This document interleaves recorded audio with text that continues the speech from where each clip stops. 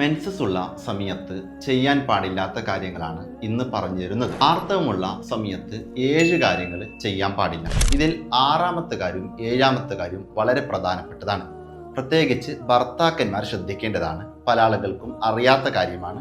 ഇത് ചെയ്താൽ നിരന്തരം ഹറാമ് ചെയ്യുന്നവരായി നിങ്ങൾ മാറും. ഒന്നാമത്തെ കാര്യം, വലിയ ശുദ്ധിയുടെ ഘട്ടത്തിൽ ചെറിയ ശുദ്ധിയുടെ ഘട്ടത്തിൽ ഹറാമായ കാര്യങ്ങളെല്ലാം ഹറാമാണ്. ഉദാഹരണം, നിസ്കരിക്കുക, സുജൂദ് ചെയ്യുക തുടങ്ങിയ വിഷയങ്ങളൊക്കെ. 2, വലിയ ശുദ്ധിയുടെ ഘട്ടത്തിൽ പള്ളിയിൽ താമസിക്കൽ ഹറാമാണ്.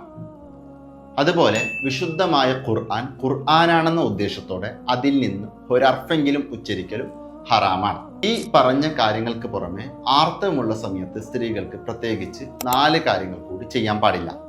1, അവളെ ത്വലാഖ് ചെല്ലുക എന്നുള്ളത് ഈ സമയത്ത് പാടില്ലാത്ത കാര്യമാണ്. അതുപോലെ ഈ സമയത്ത് നോമ്പനുഷ്ഠിക്കുക എന്നുള്ളതും അവൾ ചെയ്യാൻ പാടില്ലാത്ത കാര്യമാണ്. ഇനി പറയുന്ന 2 കാര്യങ്ങൾ പ്രത്യേകം ശ്രദ്ധിക്കുക.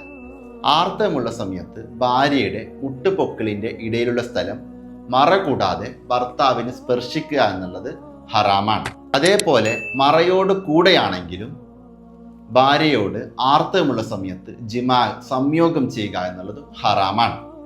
ഈ പറഞ്ഞതിൽ നിന്നും നോമ്പനുഷ്ഠിക്കാനും അതേപോലെ അവളെ ത്വലാഖ് ചൊല്ലാനും ആർത്തവം നിന്നാൽ മതി.